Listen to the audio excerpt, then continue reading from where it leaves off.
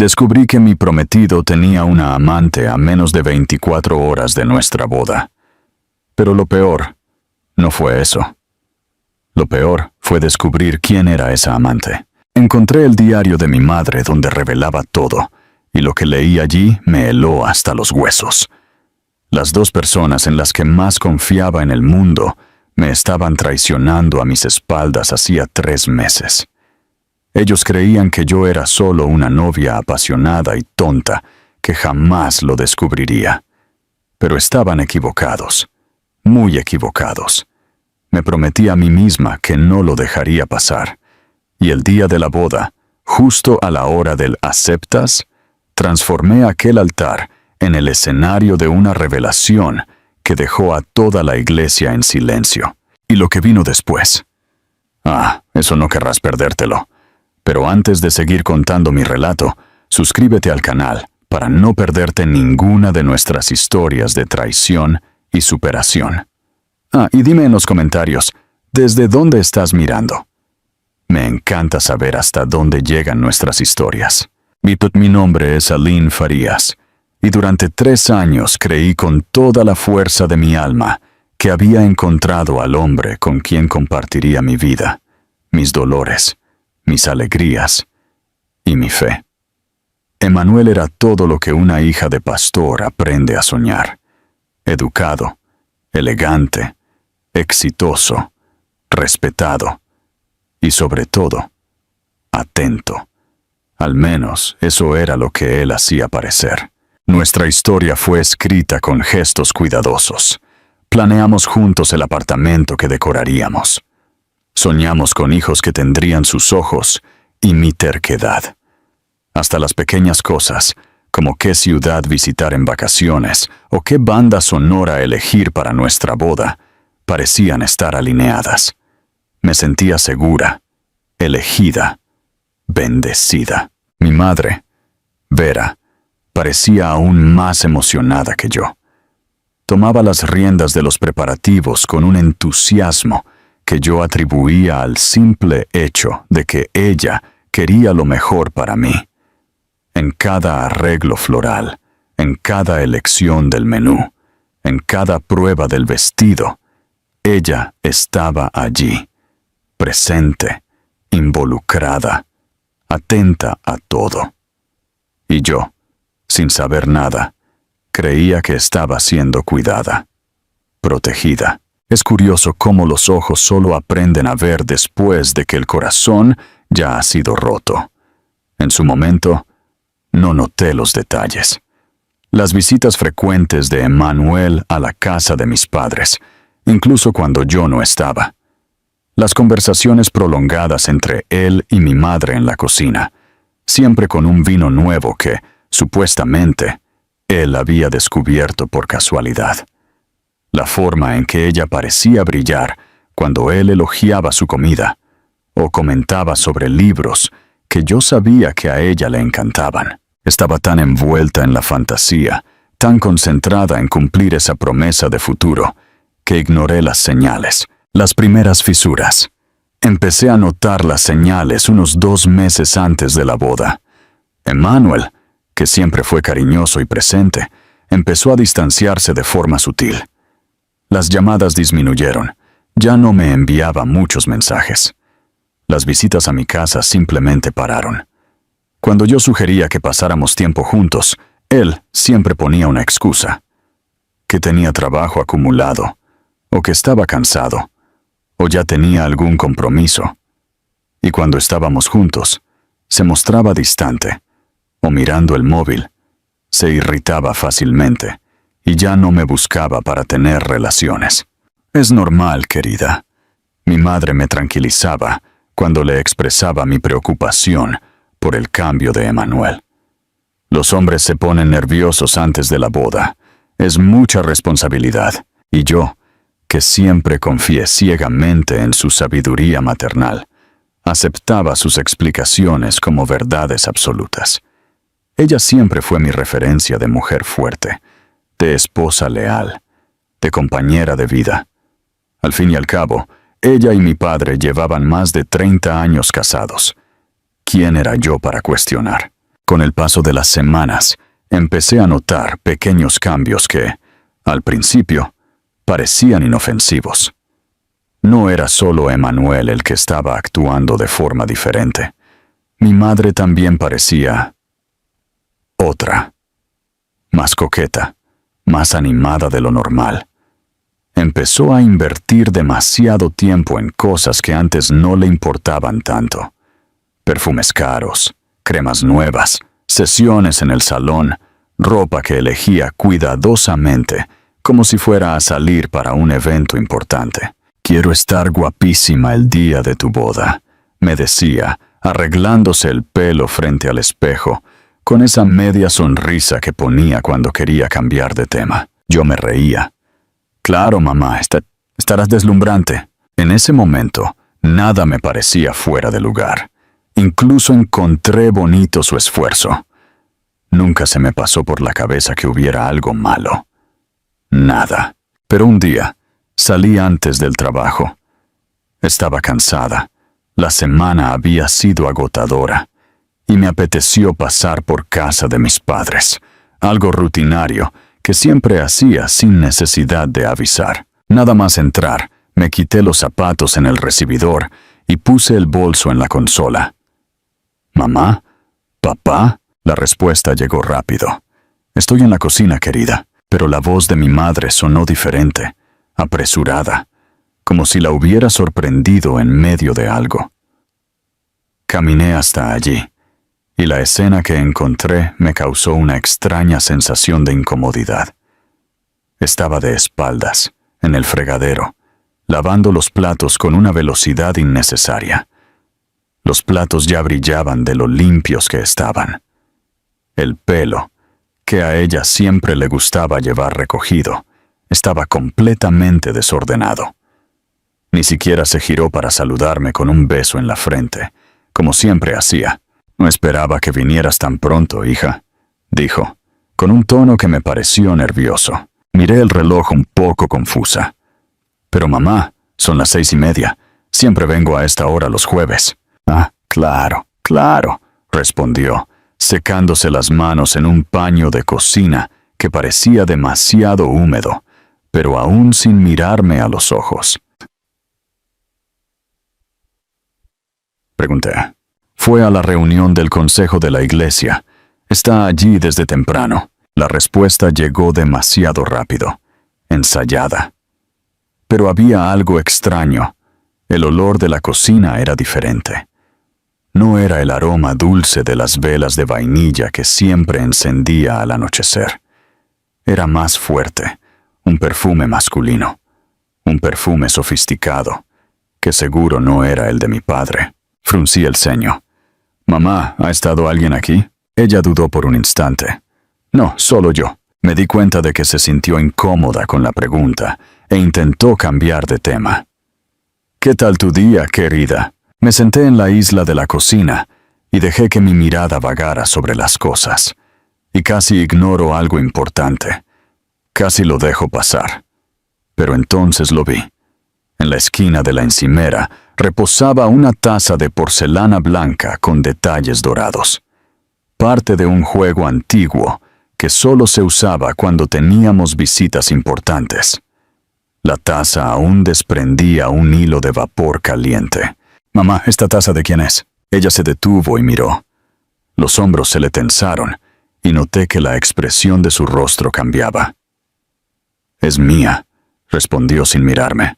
«Vaya, si a ti ni siquiera te gusta tomar café. Hoy me dio sueño al final de la tarde. Solo eso», dijo intentando sonar casual. Pero su voz temblaba ligeramente. Mi madre nunca tuvo mucho talento para ocultar la verdad. Quizás porque yo la conocía demasiado bien. Sus gestos, sus manías, incluso sus silencios. Cuando algo le incomodaba, siempre hacía lo mismo. Desviaba los ojos, se tocaba las manos de forma inquieta y lavaba los platos como si aquello fuera capaz de resolver lo que sentía por dentro. Aquel día no fue diferente. Intentó fingir normalidad. Intentó convencerme con palabras suaves, pero su voz vacilaba.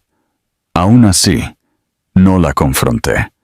No quería, o quizás no estaba lista, para oír algo que pudiera romper la imagen de seguridad que ella siempre me transmitió. Entonces, respiré hondo y dije con una media sonrisa: «Está bien, mamá, cambiemos de tema. ¿Me ayudas con las flores de la boda?» Ella asintió rápidamente, agradecida por mi cambio de enfoque.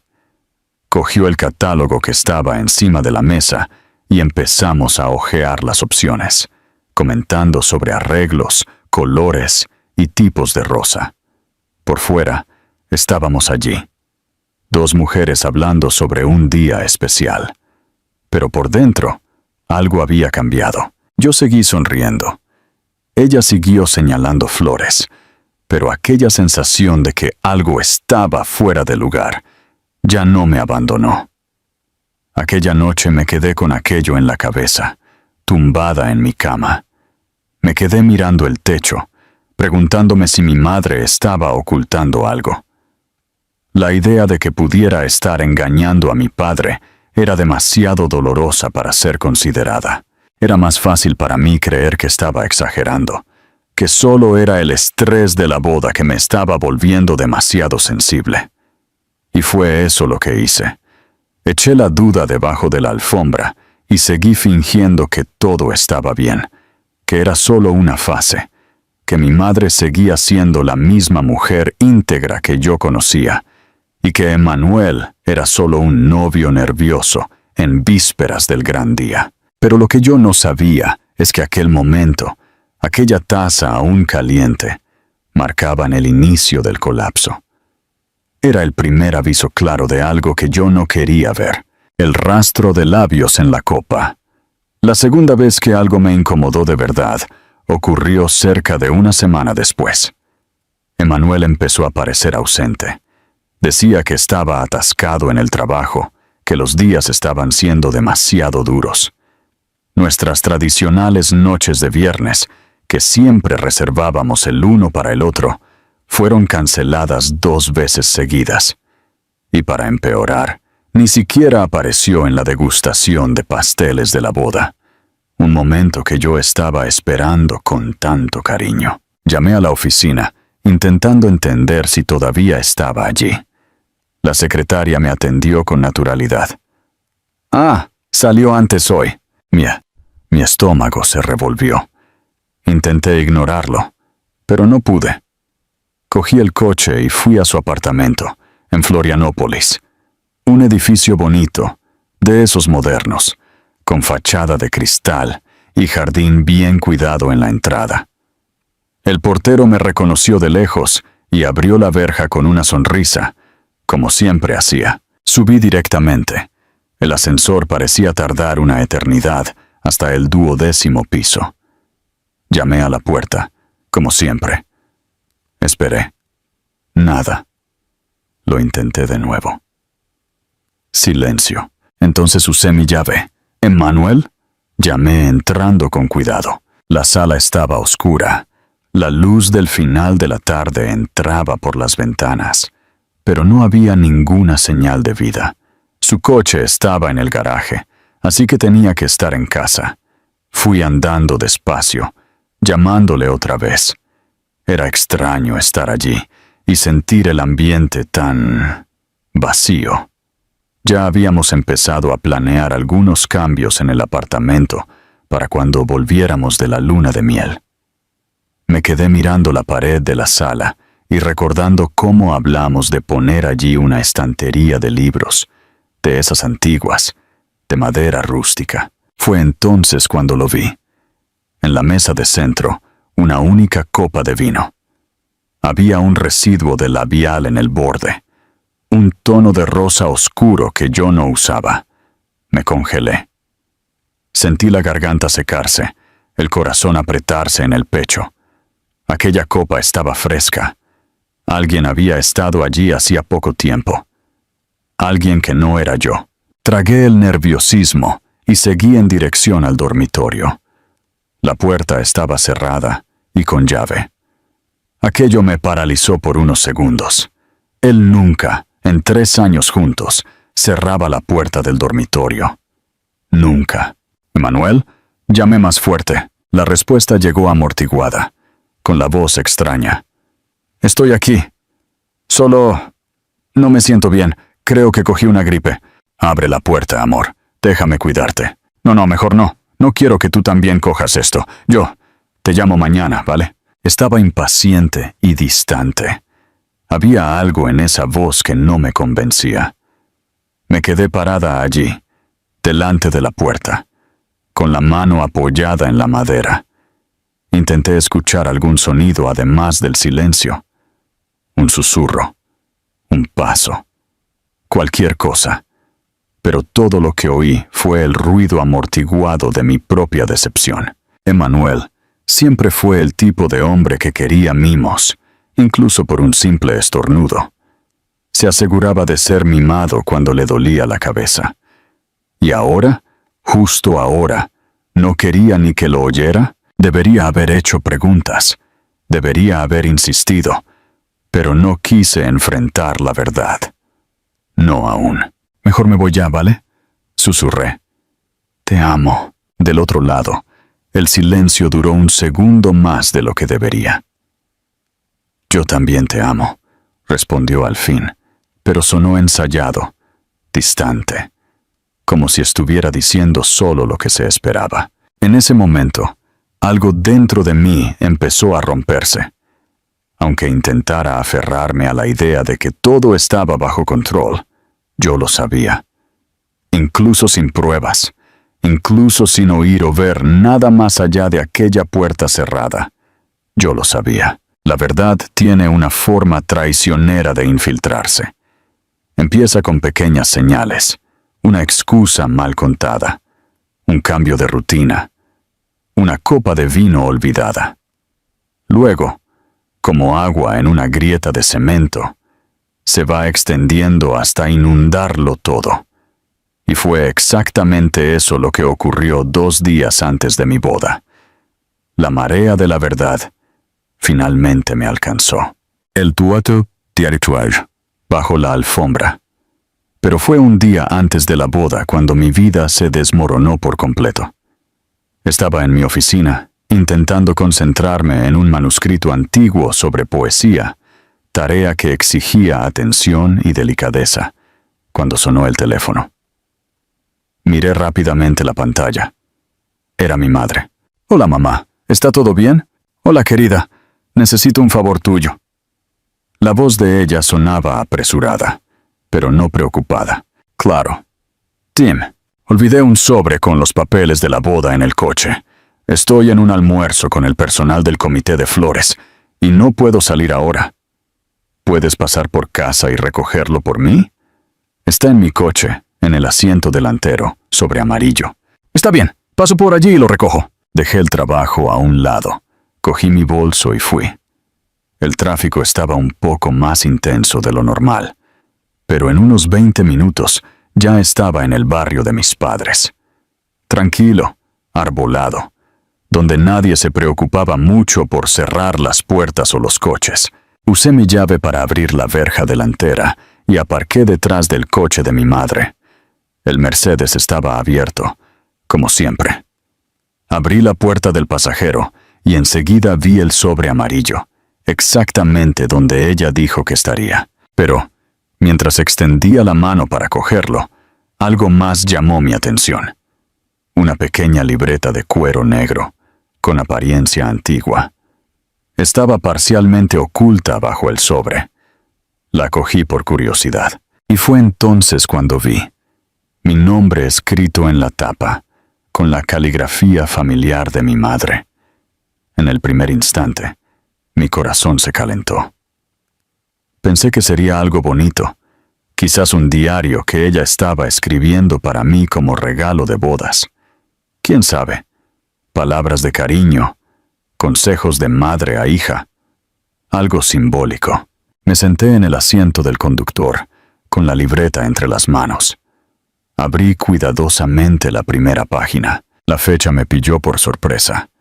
3 meses atrás, exactamente el período en que Emmanuel y yo habíamos anunciado nuestro noviazgo. Entonces leí: Emmanuel Oliveira es el tipo de hombre con el que yo debería haberme casado. Guapo, educado, exitoso. Viene de una familia que sabe el valor de las cosas. En lugar de eso, elegí a William. Y su vida sin brillo en el ministerio. Mi pecho se apretó, pero quizás no sea demasiado tarde. Quizás solo esta vez yo pueda tener algo bonito solo para mí. Las palabras temblaban en la página, pero quien temblaba ahora era yo. Solté la libreta sin querer. Cayó en mi regazo. Por un segundo, me quedé allí, paralizada, como si el aire hubiera desaparecido de dentro del coche. El volante frente a mí parecía flotar, y la realidad a mi alrededor empezaba a girar lentamente. Cogí la libreta de nuevo, con las manos ya temblorosas. Leí más. Fui pasando las páginas una a una, como quien quiere encontrar una explicación, una corrección, un párrafo que dijera: esto fue solo un desahogo sin importancia. Pero cada línea que leía era un corte, un golpe seco en la confianza que siempre tuve. Emmanuel tiene una forma de mirarme que yo no veía hacía décadas. Me recuerda a cómo era William conmigo al principio, antes de que todo se volviera rutina, silencio, cansancio. Hoy elogió mi vestido. Dijo que la comida estaba deliciosa. Y se quedó, incluso después de que Aline saliera para el trabajo. Se quedó y conversamos. Hablamos sobre libros, sobre lugares a los que nunca fuimos. Dijo que yo merecía más que esta vida parada aquí. Y yo le creí. Mi pecho se apretó. Aún intenté argumentar conmigo misma que aquello podría ser malinterpretado. Un desahogo inocente quizás. Pero bastó pasar una página más para que todo se desmoronara del todo. Era imposible seguir adelante sin sentir el estómago revuelto. Hoy me besó. Fue en la cocina, mientras yo cortaba verduras para el almuerzo. Sus manos tocaron mi cintura con firmeza. Sus labios buscaron los míos como si estuviéramos solos en el mundo. Y en ese instante me sentí viva, tan viva como una mujer puede sentirse. Mientras Aline trabajaba, pasamos la tarde juntos. Él se desahogó sobre la presión de la boda, sobre lo mucho que se siente atrapado en una vida que no eligió de verdad. Dijo que yo lo comprendo, que a mi lado él consigue respirar. Y yo lo entiendo de una forma que no consigo explicar. Cerré los ojos por un segundo, pero las palabras seguían ardiendo detrás de mis párpados. Lo peor aún estaba por venir. Anoche hicimos el amor por primera vez. Fue en su casa, en la cama donde dentro de pocos días debería dormir con mi hija. Fue intenso, fue profundo. Cuando susurró mi nombre en la oscuridad, por un momento, todo desapareció. La culpa, la boda, mi hija. Solo existíamos nosotros dos. Un sabor amargo subió por mi garganta. Quise rasgar aquellas páginas. Quise volver al pasado. Quise no haber leído nada. Pero allí estaba la verdad. Clara, cruda, inaceptable. La mujer que me dio a luz, que sostuvo mi mano en las horas más difíciles, que me ayudó a elegir cada detalle de mi vestido de novia, estaba teniendo un romance con el hombre con quien yo soñaba construir una vida. Y él, que prometió amarme, protegerme, respetarme, estaba destruyendo todo a mis espaldas. Las últimas anotaciones fueron las que más dolieron. Emmanuel dijo que ya no toca a Aline, que ahora él es mío, solo mío, e incluso después de la boda, vamos a seguir encontrándonos. Él dice que la boda es solo un compromiso social, que lo que sentimos el uno por el otro es lo que realmente importa. Prometí que sería discreta.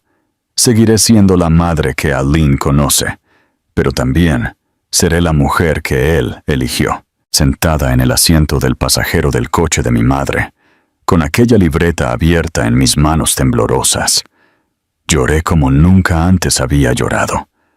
No era solo tristeza. Era una mezcla de dolor, rabia, humillación y una sensación de vacío que parecía consumirlo todo dentro de mí. ¿Por cuánto tiempo me habían visto como una idiota? ¿Cuántas veces se rieron a mis espaldas? ¿Cuántas mentiras me contaron, mirándome directamente a los ojos? Pero algo extraño ocurrió en aquel momento de completo desespero. Entre las lágrimas y el dolor, una fuerza que yo desconocía empezó a nacer dentro de mí. No era rabia, era claridad.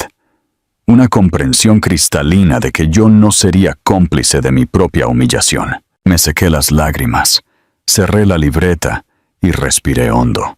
La Aline que había entrado en aquel coche, ingenua, confiada, enamorada, había muerto. En su lugar, nació una mujer que estaba determinada a no ser destruida por aquella traición. El pacto con mi padre.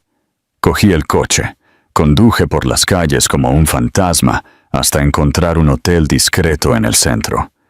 Aparqué y entré en el vestíbulo con la certeza de quien necesitaba esconderse del mundo. Pedí una habitación bajo un nombre falso. Valentina. Un nombre que usé solo una vez en un juego de adolescente, pero que ahora parecía perfecto. Valentina no lloraba en el baño. Valentina observaba, planeaba, reaccionaba. En la habitación sofocante, llamé a mi asistente. Ana.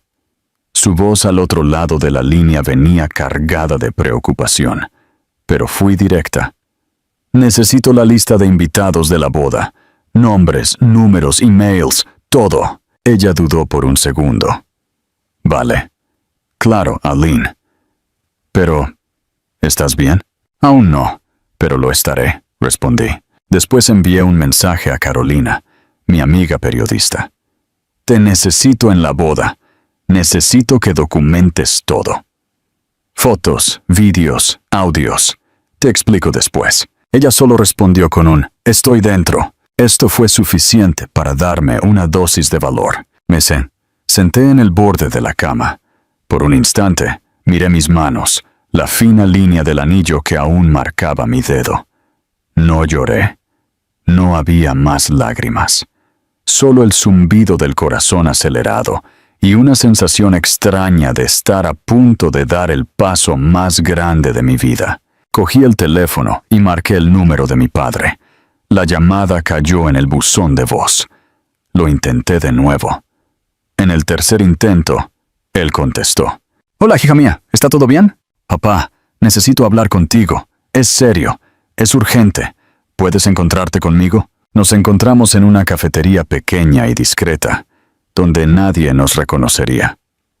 Cuando llegó, noté que estaba cansado. Aquellos ojos dulces cargaban el peso de los años y de muchas batallas, pero nada lo prepararía para lo que yo tenía en mis manos.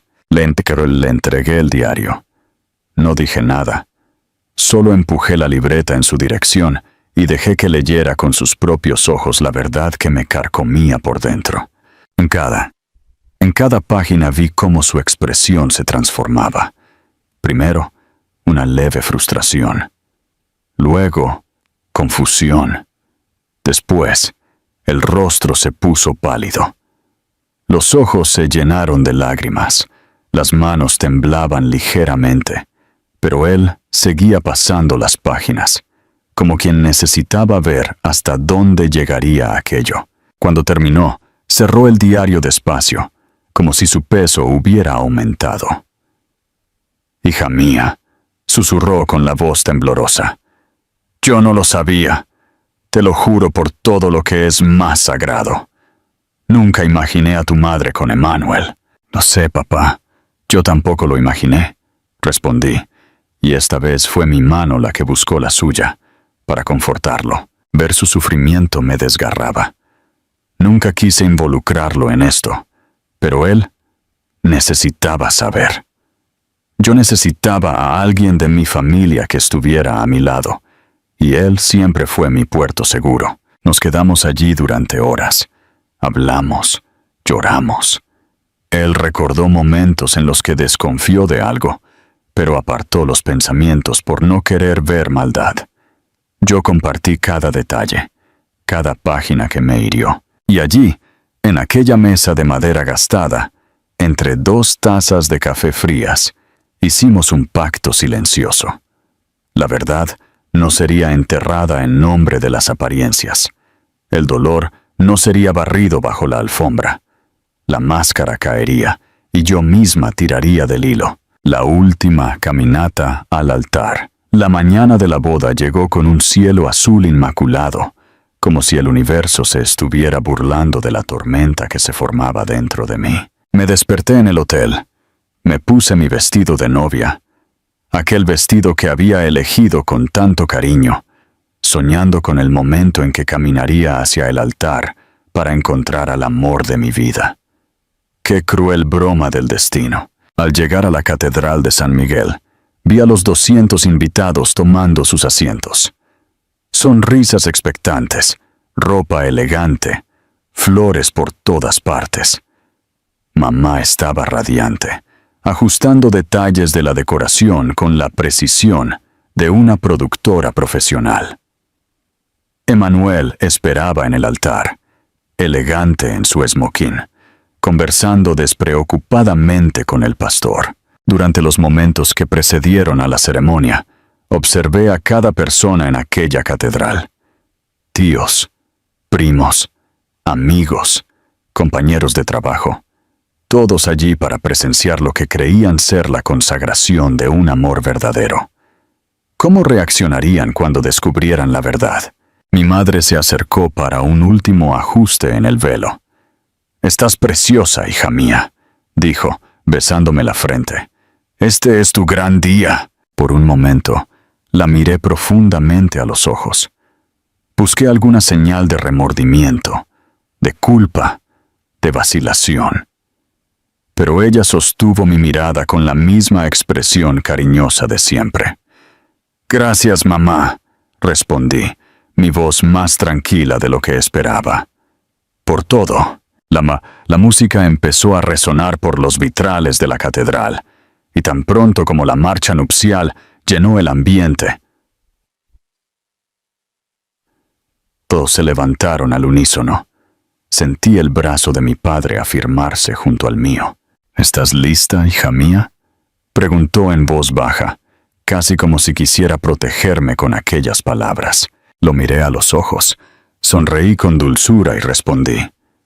Más que nunca, empezamos a caminar lentamente por la nave principal, y a cada paso que daba, sentí las miradas posarse sobre mí, algunas llenas de ternura, otras de admiración. Los flashes de las cámaras se mezclaban con las expresiones sonrientes de los invitados.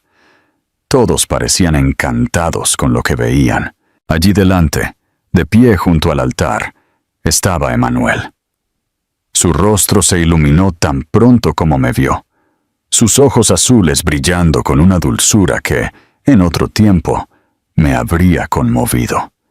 Pero en ese momento solo me provocaba náuseas. Mi madre, sentada en la primera fila, se llevó un pañuelo a los ojos, como quien se deja vencer por la emoción de la boda de su hija. Era el retrato de la devoción. O al menos, eso era lo que quería parecer. Visto desde fuera, cualquiera creería estar presenciando un cuento de hadas. Pero por dentro, yo sabía la verdad. Sabía exactamente quiénes eran. La Globo se está perdiendo a estos 2 actores, pensé con amargura. Merecían un premio de actuación. Al llegar al altar, mi padre me miró con cariño y con manos firmes entregó la mía a la de Emmanuel. Un gesto tradicional, cargado de significado, pero para mí, en ese instante, parecía más una sentencia. El pastor Antonio tomó la palabra, su voz grave y serena amplificada por los altavoces de la catedral. Queridos hermanos y hermanas, estamos aquí reunidos, en la presencia de Dios, para presenciar la unión sagrada de Emmanuel Oliveira y Aline Farías en santo matrimonio. Asentí en silencio, manteniendo la mirada fija en el pastor. Cada palabra parecía atravesarme como una cuchilla fina. Mi madre observaba todo con un brillo orgulloso en los ojos, como si el mundo entero estuviera en lo cierto. Ah, si ellos supieran. El matrimonio no debe ser tratado con ligereza, continuó el pastor, sino con reverencia, con seriedad, conforme a los propósitos sagrados para los cuales Dios lo creó. Ironía del destino, pensé. Hablar de reverencia, de propósito divino, delante de dos personas que usaron mentiras como cimiento. Emmanuel, dijo el pastor Antonio, volviéndose hacia él con una sonrisa tranquila, ¿aceptas a Aline como tu legítima esposa? Para amarla, honrarla, en la salud y en la enfermedad, en la riqueza y en la pobreza, prometiendo fidelidad hasta que la muerte los separe. Emmanuel miró directo a mis ojos y respondió con voz firme y hasta emocionada. Yo acepto. Aquella mentira me atravesó como una lanza. Lo dijo con tanta naturalidad, como si realmente creyera en lo que decía. Era casi cómico, si no fuera trágico. Entonces llegó mi turno. Aline, ¿aceptas a Emmanuel como tu legítimo esposo para tenerlo y honrarlo en la alegría y en la tristeza, en la abundancia y en la escasez, prometiendo exclusividad y fidelidad hasta que la muerte los separe? Allí, con todos mirándome, la catedral en silencio y el mundo suspendido en el aire. Yo finalmente supe lo que tenía que hacer, y fue entonces cuando respiré profundo. La verdad en el micrófono. La pregunta flotaba en el aire. Delante de mí, la iglesia estaba llena. Rostros sonrientes, personas queridas, amigos antiguos, todos esperando el momento mágico en que yo diría sí. Mis ojos buscaron a mi padre, allí en la primera fila. Me miraba con ternura y fuerza, como si ya supiera que yo necesitaba valor. Mi madre, a su lado, se secaba los ojos en un teatrillo que ahora me parecía casi cínico. Respiré hondo. Sabía que después de la próxima frase, nada volvería a ser igual. Antes de responder, empecé, la voz saliendo firme, amplificada por el micrófono. Necesito decir algo importante. La iglesia se silenció como si alguien hubiera pulsado un botón. Incluso el cuarteto dejó de tocar. Emmanuel, a mi lado, apretó mi mano con fuerza. Su sonrisa temblaba. El pastor Antonio frunció el ceño, confuso. ¿Está todo bien, Aline? Está así, respondí, dando un paso hacia adelante, ahora encarando a todos los que habían venido a celebrar aquel día. Miré cada uno de aquellos rostros, ahora desconfiados. Mi corazón latía desbocado, pero yo necesitaba ser honesta. Sé que muchos aquí vinieron esperando presenciar un momento feliz, quizás hasta inolvidable, y de hecho lo será. Pero no por los motivos que ustedes imaginaban. Pude ver a Carolina, mi amiga, discretamente posicionando la cámara en el fondo de la iglesia. Emmanuel se movía a mi lado, inquieto, y susurró entre dientes. ¿Qué crees que estás haciendo? Aparté mi mano de la suya con calma y di un paso más adelante. Ayer descubrí algo que me desgarró por dentro. Continué, mirando a cada rincón de la iglesia. Algo que nadie espera descubrir en vísperas de una boda. Descubrí que el hombre con el que iba a casarme, miré a Emmanuel con firmeza, y mi propia madre estaban teniendo una aventura. Un suspiro colectivo llenó el ambiente. Alguien dejó caer el folleto de la ceremonia. Mi suegro, padre de Emmanuel, se llevó la mano a la boca, pálido como un fantasma. Encontré el diario de mi madre detallando su relación. Continué, mi voz volviéndose más fuerte con cada palabra. Fueron 3 meses de encuentros secretos, mentiras y traiciones. 3 meses de ellos riéndose de lo fácil que podían engañarme. Mi madre se levantó de repente, ruborizándose. «Aline, Por el amor de Dios, no hagas esto. Pero antes de que ella pudiera continuar, mi padre se levantó también. Siéntate, Vera, dijo con voz firme. La autoridad de él, construida en décadas de liderazgo y fe, hizo que mi madre se encogiera de nuevo en el asiento, como si hubiera recibido una bofetada invisible. Emmanuel dio un paso adelante, intentando recomponerse. Gente, todo esto es un malentendido. Ah, ¿sí? Pregunté lo suficientemente alto para que todos oyeran. ¿Fue un malentendido que pasaste la noche anteayer con mi madre, mientras tú fingías que estabas enfermo para mí? El bochorno explotó en miradas cruzadas, murmullos ahogados, ojos muy abiertos. Emmanuel miraba a su alrededor, como si buscara una salida. Pero ya no había más puertas abiertas para él. ¿Puedo explicarlo? Entonces, por favor, explica. Respondí, con una sonrisa. Explica a tu padre. Explica a tus amigos aquí presentes. Explica cómo alguien puede mirar a los ojos de la mujer con la que se va a casar y al mismo tiempo acostarse con su propia suegra. Explica qué pretendías hacer después. ¿Continuar las dos relaciones al mismo tiempo? Mentir hasta cuándo. El silencio que se instaló fue brutal. Nadie sabía qué decir. Nadie quería ser el primero en moverse. Y Emmanuel, el abogado brillante, el hombre elocuente, el hijo perfecto, no dijo una palabra. Miré a mi padre.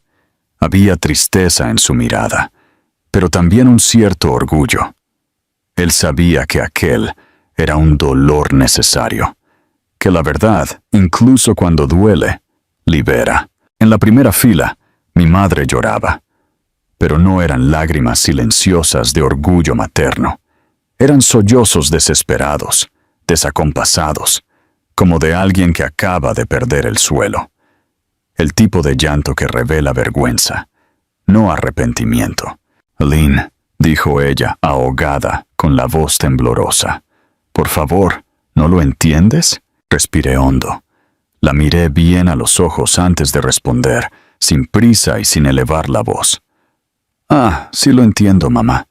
Entiendo más de lo que me gustaría. Entiendo que, en algún momento, me miraste y decidiste que tu carencia valía más que mi corazón, que tu necesidad de sentirte deseada justificaba traicionar a tu propia hija. Y peor, con el hombre con el que yo estaba a punto de casarme. Ella negaba con la cabeza, intentando negar, intentando salvar lo que ya no tenía salvación. No es eso. Yo nunca quisiste ser descubierta. Es solo eso. Nunca quisiste cargar con las consecuencias. Pero mira bien. Aquí estamos. Aquella frase quedó suspendida en el aire, como un puñetazo que nadie tuvo el valor de devolver. Mi madre se desmoronó en silencio, hundiéndose en el asiento, como si quisiera desaparecer. El vestido verde que ella había elegido con tanto orgullo ahora parecía chillón, casi ridículo, como una máscara mal pegada, intentando ocultar una verdad demasiado fea. Me volví hacia el altar nuevamente. Respiré hondo y hablé con firmeza. No estoy haciendo esto por venganza. Esto aquí no es un espectáculo. Es sobre la verdad. Se lo debo a mí misma. Y ustedes, todos los que están aquí, merecen saber con quién estaban a punto de brindar. Hoy, me elijo a mí. Elijo no ser cómplice de mentiras, ni de apariencias. Elijo mi dignidad. Entonces, sin mirar atrás, me di la vuelta y empecé a caminar por el pasillo de la iglesia. Mis pasos eran firmes. El vestido que debería llevarme al altar ahora me llevaba lejos de él, como una capa blanca en movimiento. Como si, en ese momento, yo estuviera finalmente liberándome de todo lo que me aprisionaba. Detrás de mí, escuché que la confusión comenzaba. Gente murmurando, sillas arrastrándose, algunas personas saliendo, otras llorando. Pero yo no me giré, no por orgullo, por decisión. Las repercusiones, en los días que siguieron, las repercusiones fueron como olas sísmicas atravesando nuestras vidas. El vídeo de la ceremonia, Carolina había cumplido su promesa de documentarlo todo, se esparció por las redes sociales con una velocidad impresionante. El hashtag Verdad en el altar se volvió viral, dividiendo opiniones entre aquellos que me apoyaban por mi valor y otros que me condenaban por haber expuesto la situación públicamente. Emmanuel intentó, desesperadamente, salvar su reputación. Dio entrevistas negándolo todo, alegando que yo me había vuelto loca por el estrés preboda. Pero las evidencias eran irrefutables. Su carrera como abogado se derrumbó. Al fin y al cabo, ¿cómo confiar en alguien capaz de tal traición? Se tomó una excedencia del trabajo y, según oía a través de conocidos mutuos, entró en una profunda depresión. La madre de Emmanuel, sorprendentemente, me envió una carta unos días después. En ella, expresaba su apoyo y su vergüenza por el comportamiento de su hijo. Una mujer debe siempre elegir su dignidad, escribió ella. Hiciste lo correcto. Mi madre, por su parte, se convirtió en persona non grata en nuestra comunidad. Las amigas de la iglesia la evitaban, las invitaciones sociales dejaron de llegar y perdió varios cargos de voluntariado que ocupaba hacía años. Intentó insistentemente ponerse en contacto conmigo. Llamadas, mensajes, cartas, todas ignoradas. No había nada que ella pudiera decir que deshiciera lo que había hecho. 2 semanas después de la ceremonia fallida, mi padre pidió el divorcio. No hubo reconciliación posible. La confianza había sido rota de forma irreparable. Aceptó un puesto en una iglesia modesta en Vermont y se mudó, buscando empezar una nueva vida lejos de las dolorosas memorias. Yo, por mi parte, tomé una decisión que cambiaría mi trayectoria completamente.